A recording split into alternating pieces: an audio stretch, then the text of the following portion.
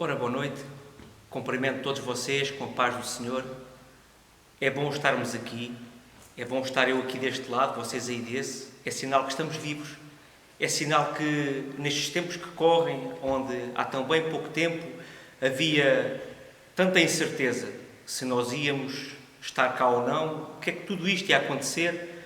A verdade é que esta pandemia ainda não chegou aí à vossa casa, nem, graças a Deus, à minha.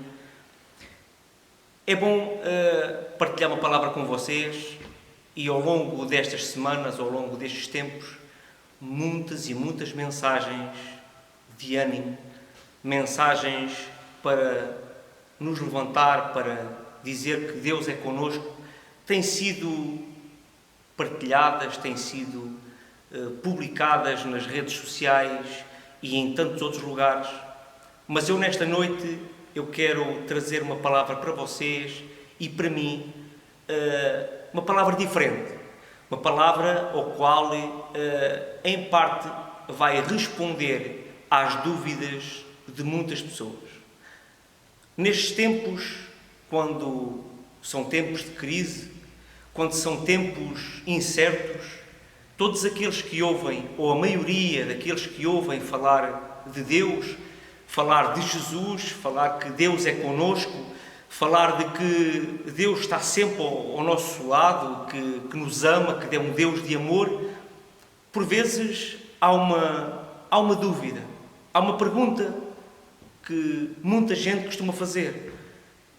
E a pergunta é: se Deus é comigo, se Deus existe, se Deus é um Deus de amor, se Deus gosta de todos nós, porque é que isto está a acontecer?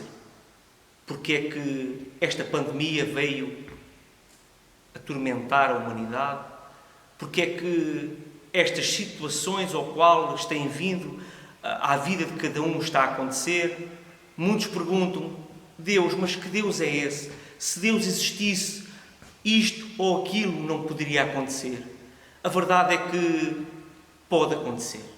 A verdade é que ainda por ter vindo esta pandemia, ainda por dificuldades estarem a chegar às famílias que estão confinadas em casa, ao qual veem os seus ordenados reduzidos, veem a sua mobilidade congestionada, ainda assim, Deus é Deus e Deus ama-te a ti e a mim.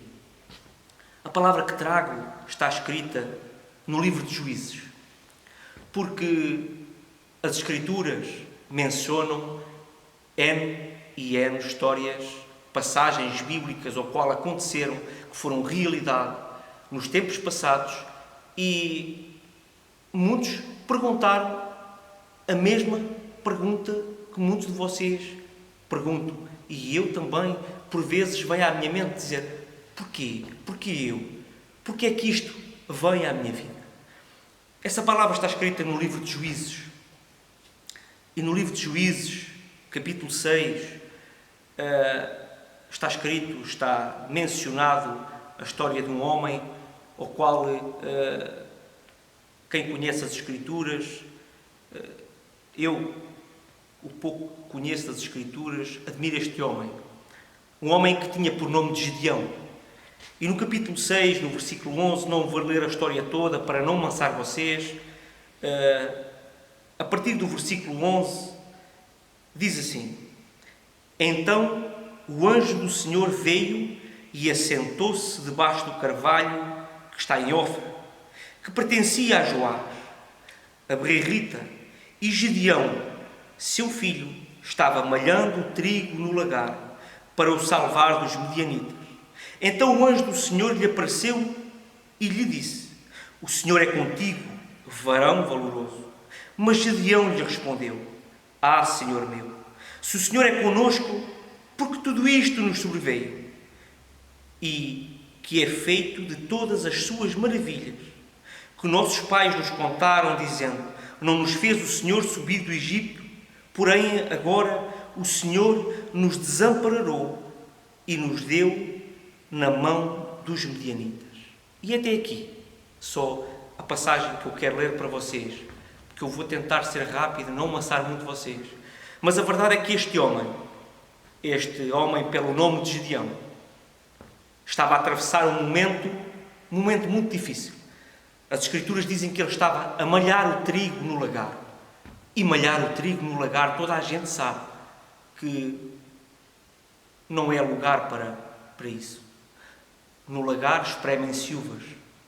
Mas este homem tinha que estar escondido, porque os inimigos estavam a oprimi-los.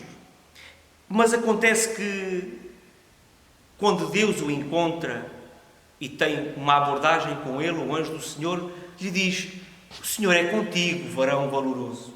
E ele, da mesma forma que tantas vezes eu e vocês, tem perguntado: o Senhor é comigo? Como é que o Senhor é comigo se isto está a vir à minha vida? Como é que o Senhor é comigo se isto me está a acontecer? Como é que será que Deus é comigo? A verdade é que este homem faz esta pergunta. Mas no resto do livro de Juízes, se nós formos ler o resto do livro de Juízes, vamos ver que o povo, quando saiu da terra do Egito, quando foi tirado da escravidão e atravessa o Mar Vermelho, chega ao deserto, em direção à terra prometida, Deus deu uma ordem ao povo. Deu uma ordem que, quando eles chegassem à terra prometida, só tinham que fazer uma coisa. Não tinham que plantar, não tinham que colher, não tinham que fazer nada, apenas destruir, derrubar os altares dos deuses estranhos. Se vocês forem ler, vocês vão ver que é a realidade daquilo que eu estou a dizer. Deus mandou eles destruir altares. Mas acontece que eles, quando entraram na terra prometida, olharam para os povos que lá habitavam e, em vez de destruir os seus altares, em vez de fazer a ordem que Deus tinha mandado, não. Coabitaram com os moradores daquela terra, fazendo-os contribuintes, fazendo-os de forma que pagassem os impostos e assim contribuíam para o bem-estar deles. Acontece que, quando há uma desobediência de uma ordem expressa de Deus, há consequência. E acontece que a consequência deste povo foi ser aprisionado, ser quase como que escravo dos povos que lá habitavam. Então eles tinham que andar fugidos. E este homem perguntava: se o Senhor é comigo, porquê é que tudo isto me aconteceu? Porquê é que nós estamos aqui nesta situação? O mesmo se pode perguntar hoje. Vemos uma sociedade que está desesperada. Vemos uma humanidade que ninguém tem a mesma opinião, ninguém vê as coisas da mesma forma, todos estão com incerteza, todos estão a pôr um ponto de interrogação em tudo. E muitos têm perguntado, quando ouvem alguém falar que Deus existe, que Deus é bom, costumam dizer: que Deus é esse? Que Deus é esse que tu falas? Que Deus é esse que diz que é um Deus de amor e tem permitido que tudo isto nos tenha acontecido? A verdade é que nós não temos feito a vontade de Deus. Nós temos desobedecido. Da mesma forma como este povo lá atrás estava a passar uma consequência por não ter derrubado altares, hoje a humanidade, geração após geração, tem posto de lado tudo aquilo ao qual Deus tem mandado e ordenado. Porque Ele não ordenou só lá atrás, Ele ordena hoje. Porque as Escrituras mencionam que as ordens que ele deu era por estatuto perpétuo. Estatuto perpétuo quer dizer que é para sempre. Mas nós pensamos que todas estas histórias, tudo isto que está mencionado nas Escrituras, já passou. Foi lá atrás, foi para aquele tempo. Não se aplica aos dias de hoje. Porque nós hoje já não vivemos em cavernas, nós hoje já não andamos com umas roupas menos elaboradas, nós hoje já andamos todos mais ou menos bem vestidos, todos nós gostamos de ter boas casas, todos nós gostamos de ter um bom carro, todos nós estamos num patamar completamente diferente. Então pensamos que essas ordenâncias que Deus mandou foi lá para trás. Mas a verdade é que elas não são. A verdade é que elas são para os dias de hoje. E posso fazer esta pergunta: qual é os altares que tu tens na tua vida que ainda não derrubaste? É que nós por vezes pensamos que os altares, quando se fala em altares, podemos pensar, é o altar que está lá na igreja, que até sem sabermos estamos a dizer o contrário, porque igreja não existe física, porque a igreja sou eu e tu. Existem casas de oração. Foi assim que Jesus chamou. A minha casa será chamada casa de oração. Nós temos por costume chamar a igreja, temos por costume olhar para o centro da igreja e ver o altar. Mas não é esse altar que eu quero falar hoje. O altar que eu quero te perguntar se tu tens derrubado é aquele altar que te está a tirar o foco das Escrituras. E vocês podem perguntar: um altar que eu tenho que me está a tirar o foco das Escrituras? Sim. Eu quero dizer para vocês que a mesma tentação que Jesus teve quando passou pelo deserto, que foi levado ao pináculo do monte, e o diabo chegou ao pé dele e disse: se tu és o Filho de Deus, lança-te aqui abaixo, porque Deus vai dar ordens aos seus anjos para que tu não caias, não tropeces em pedra alguma. E depois fez uma proposta que o mundo em si, o sistema do mundo, tem oferecido para ti e para mim. Levou-o a ver todos os reinos da terra, viu todas as maravilhas e disse: tudo isto eu te dou, se prostrado me adorares. E a verdade é que por vezes estamos a ceder. Por vezes olhamos para tudo aquilo que está lá fora, para tudo aquilo que satisfaz o nosso ego, o nosso eu, e estamos a pôr em primeiro lugar. E não estamos a derrubar aquilo que nos está a tirar o foco da palavra do Senhor. Vivemos numa geração, numa época em que consecutivamente estamos a perder os valores ensinados pelas Escrituras. Até o próprio governo, ao qual antes se regia pela religião, tinha sempre a opinião de alguém que estivesse com algum conhecimento das Escrituras.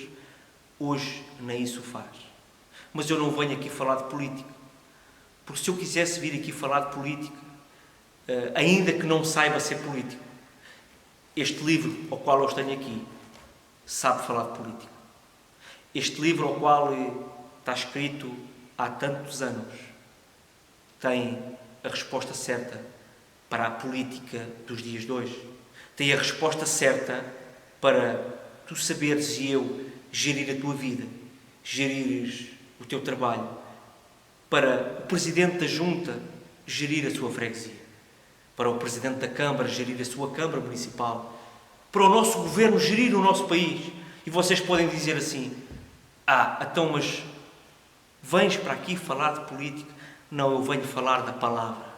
E a palavra tem resposta para tudo, tem ensino para tudo.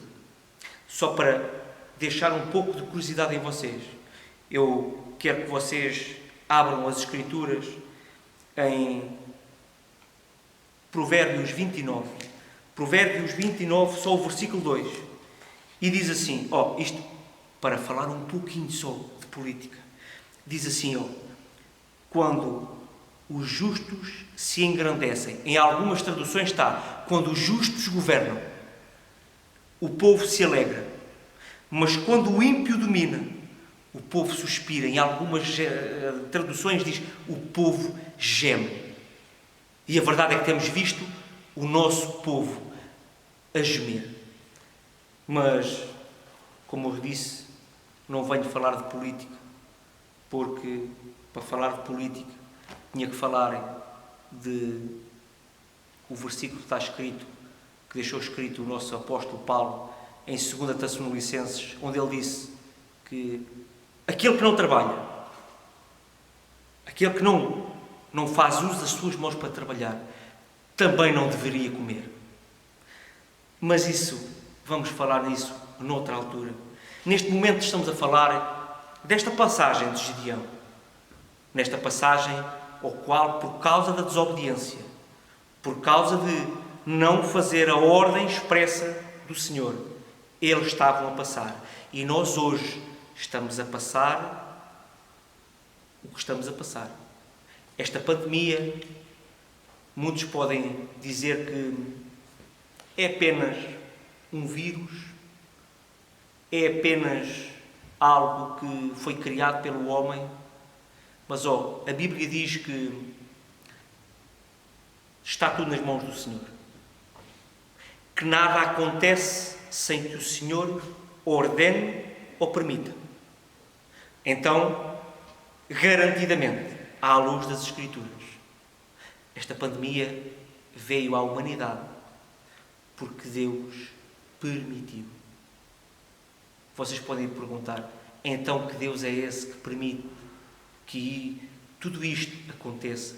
Que permite todas estas situações que nos tiram a paz, que nos levam a pensar tantas coisas? Por causa da nossa desobediência. A verdade é que a nossa desobediência vai muito mais além de não destruirmos altares. Vai muito mais além disso. Porque estamos a viver numa geração, num tempo ao qual somos idólatras. Por vezes somos idólatras de nós mesmos. Porque quando olhamos para nós pensamos, eu merecia mais. Porque eu mereço. Porque eu não tenho, mas eu merecia. Será que merecias? Será que tens feito para isso? A grande questão é que todos nós temos desobedecido. Todos nós olhamos para os mandamentos do Senhor e temos pensado que não é bem assim. Mas a verdade é que eu falo por mim, quando os meus filhos desacatam as minhas ordens, há um raio, há um pequeno castigo. Não para que eles venham a esmorecer com isso, mas para eles saberem que eu, como pai, ainda tenho autoridade sobre eles. E este vírus não veio nada mais nem nada menos que para dizer para ti e para mim que há alguém lá em cima. Há alguém que fez o mar, fez a terra seca, fez tudo aquilo que existe. Que está a dizer, tudo acontece porque eu permito ou porque eu ordeno. Estamos a viver uma geração que quem me ouve, por vezes, diz que eu sou do tempo lá de trás, dos Afonsins, como se costuma dizer, que sou, por vezes, egoísta, mas a verdade é que estamos a deixar que o sistema do mundo esteja a criar uma geração completamente diferente daquela que Deus queria que existisse na Terra. Estamos a perder os valores todos. Os valores em como família, os valores em como homem para homem, mulher para mulher. Estamos a perder os valores que havia nos tempos antigos, onde a palavra valia mais do que o dinheiro, onde a palavra era um documento assinado. Estamos a perder isso tudo. Olhamos para a sociedade e a sociedade diz: eu não quero que a minha descendência tenha que passar por aquilo ao qual eu passei. Desculpa que eu te diga, não sabes o que estás a dizer, porque tu só és o que tu és hoje, porque tiveste que passar o processo lá atrás. Nós, inconscientemente, estamos a criar uma geração de, desculpem o termo, menininhos da mamã, que quando vier a crise, quando vier o aperto, quando vier a escassez, não estão habituados a ter que lutar por nada. Porque estamos a dar às gerações mais novas o mínimo é ter tudo como garantido. O mínimo das novas gerações é ter tudo como garantido. E isso não é saudável. Não é saudável porque quando vier a escassez, quando vier a tribulação, não vão saber suportar. Ou vocês acham que um homem, quando ultrapassa as dificuldades, tudo o que não mata, fortalece. Todas as peças ao qual têm sido postas no nosso caminho, todas aquelas, eu digo que é peças porque a nossa vida é como montar um puzzle. Quando nós começamos a montar um puzzle, começamos por uma peça e andamos à volta, a procurar as peças ao qual se encaixam. Por vezes agarramos em várias peças e tentamos lá pôr. Mas não, esta não é daqui. Ainda não tem sido para encaixar esta. E as tribulações que vêm à tua e à minha vida são essas peças, ao qual, no meu puzzle da minha vida, ainda muitas vão vir à minha mão, ao qual eu não vou saber lidar com elas. Mas uma coisa eu sei, as Escrituras são um conselheiro fiel para te elucidar a ti e a mim como ultrapassar. Estamos a viver o tempo que é preciso nós, vocês e eu, nos arrependermos, voltarmos para trás, olharmos em tudo aquilo que foi perdido lá atrás, em tudo aquilo ao qual a humanidade está a descartar e está a pôr como garantido. Eu não sei qual é a vossa opinião, mas também não estou preocupado com qual é a vossa opinião. O que eu sei é que tenho ficado triste quando vejo a geração que devia estar a fortalecer a geração mais nova, que devia estar a ensinar a geração mais nova, estão a incutir nas gerações mais novas que há várias coisas que não são necessárias.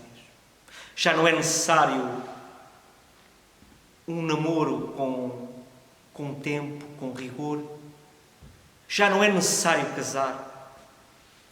Já não é necessário conhecer o parceiro antes de tomar certas decisões. Já não é necessário conquistar uma posição no trabalho para depois conseguir conquistar os bens monetários. Não.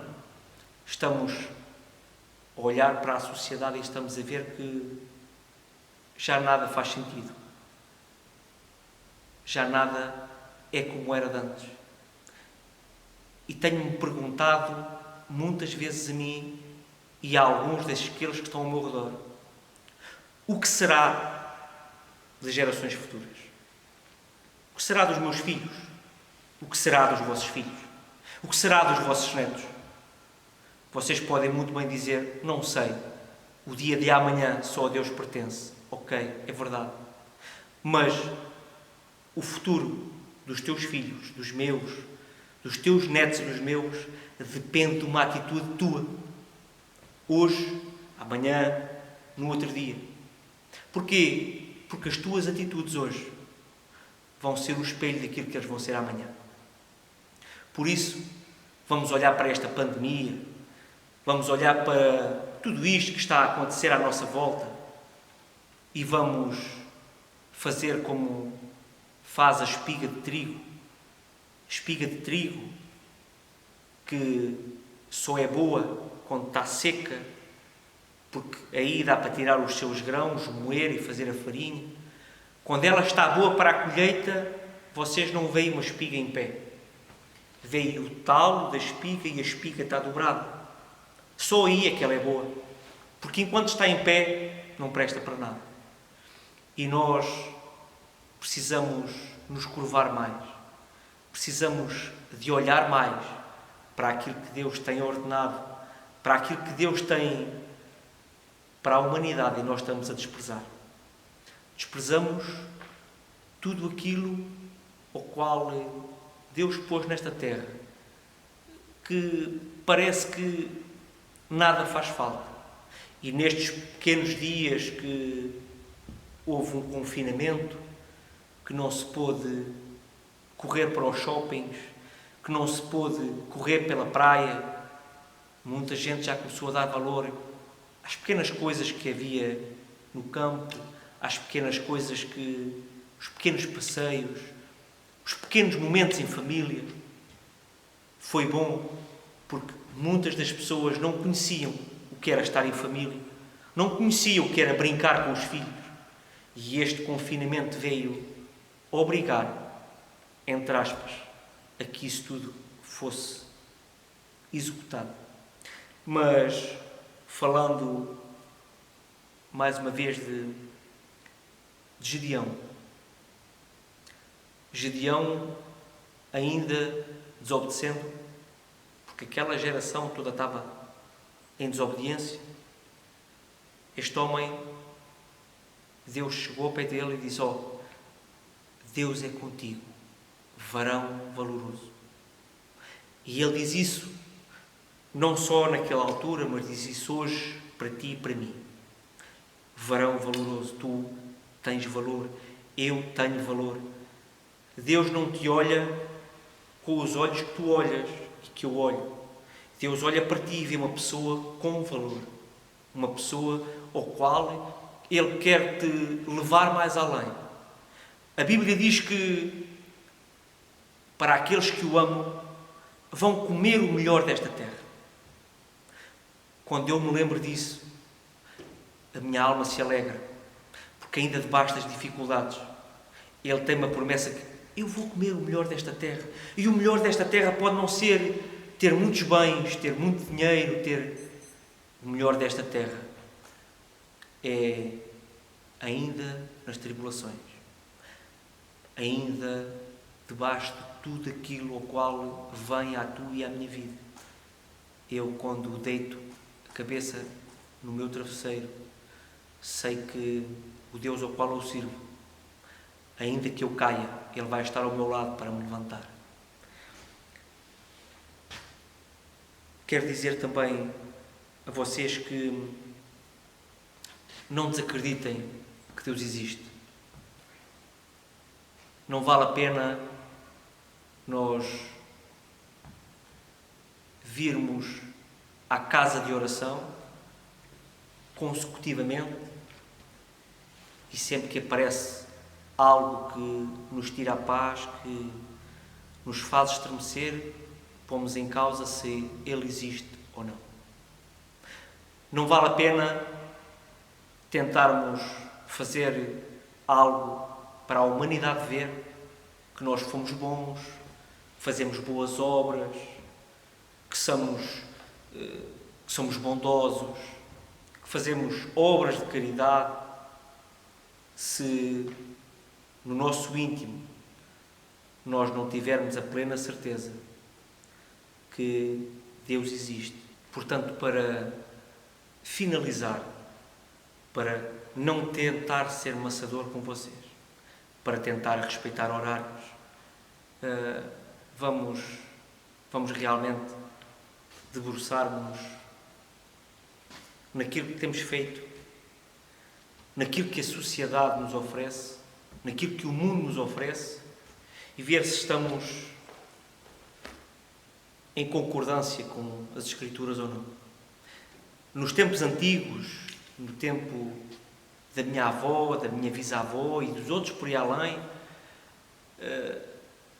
muitos não tinham conhecimento das Escrituras, porque isso estava apenas na mão do sacerdote. Muitos não sabiam ler, não sabiam escrever, mas estamos na geração a qual todos nós sabemos ler, todos nós temos estudos. A palavra do Senhor está à mão de qualquer um. A maioria de vocês deve ter lá uma Bíblia em casa. A Bíblia está lá. Leiam, meditem nela. Olhem só para os mandamentos. Quando vocês olharem para os mandamentos, que está em Êxodo 20, se vocês conseguirem cumprir os mandamentos, vocês vão ser bem-aventurados. Vão ser mais do que felizes. E ser mais do que feliz é algo extraordinário. Porque muitos andam à procura da felicidade. Mas a verdade é que eles, como não sabem o que é felicidade, andam sempre à procura. Felicidade é algo que é dado por Deus. É a calma, é a paz que excede todo o entendimento. É então aí, quando nós a temos, somos felizes. Por isso, quero deixar para vocês apenas uma questão. A Bíblia diz: examine-se o homem a si mesmo. Examina a tua vida, que eu vou examinar a minha. Em que é que tu achas que tens estado em concordância com a palavra? Ou o que é que tu achas que não tem estado de acordo com a palavra? Imagina no teu dia-a-dia, quando tu te levantas, quando tu falas, quando tu ages, imagina Jesus ao teu lado. Ao ouvir tudo aquilo que tu dizes, a ver tudo aquilo que tu fazes, a ver que homem ou que mulher és tu, imagina. É fácil. É muito fácil. É fácil nós olharmos e vermos se estamos a agir corretamente ou não. Quando nós temos a certeza que Ele está ao nosso lado, a nossa forma de viver muda drasticamente, porque passamos a ter a consciência que há alguém que está a olhar para aquilo que nós estamos a fazer. Por isso, obrigado mesmo por estarem aí desse lado. Sei que possivelmente fui um pouco maçador com vocês, mas breve vamos ter a casa de oração. É diferente nós estarmos a falar presencialmente, não é a mesma coisa de que estar a falar para uma câmara ao qual está emitido online. Há um falar diferente, uma forma de agir diferente, mas quero dizer a vocês que assim que a casa abrir, são todos bem-vindos a este lugar, com as devidas precauções, mas venham ouvir a palavra. E quando não puderem vir, aí nas vossas casas, leiam a palavra, porque ela tem muito para ensinar para ti, para mim, para nós gerirmos a nossa vida. Por isso, que a graça e a paz do nosso Senhor Jesus Cristo, o grande amor de Deus, seja com vocês e comigo, hoje e sempre. Amém. Teus braços eu vou me entregar, os meus medos eu deixo aos pés do altar, todos os planos meus hoje eu entrego a ti. Toma o teu lugar, tu és bem-vindo